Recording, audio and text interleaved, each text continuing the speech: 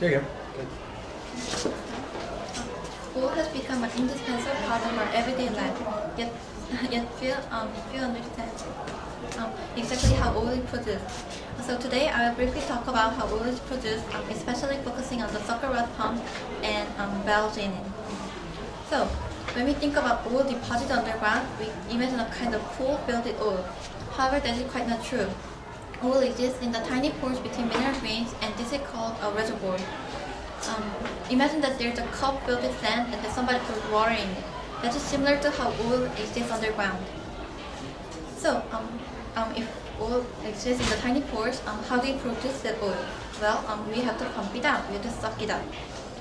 The pump is similar to a syringe, and when the piston is pulled up, the oil moves out. However, unlike a syringe, when the piston is pushed down, the oil moves to the upper part of the piston. The sucker rod pump, a pump used in oil production, has two valves, one T-shaped and the other disc-shaped. Both valves are one-way valve and they allow oil to flow in only one direction. The T-shaped valve is relatively small and it has a donut-shaped plate supporting it. When the oil moves up, it pushes the T-valve and it flows freely.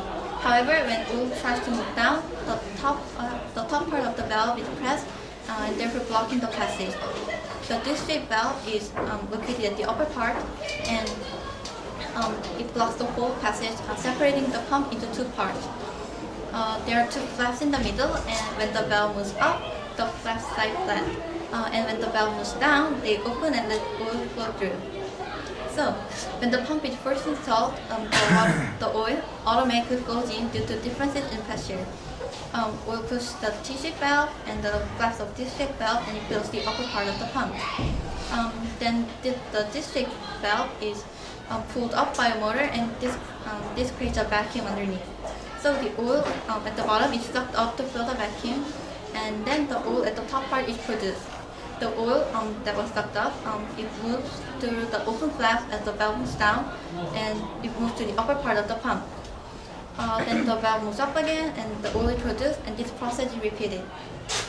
For the last few minutes, I briefly talk about how oil is produced, especially first on how oil is deposited on the ground, second, how valves function, and third, how we pull up the oil from the reservoir. I hope that my speech helped you understand more about how oil, which is essential to our life, is produced. Thank you for listening.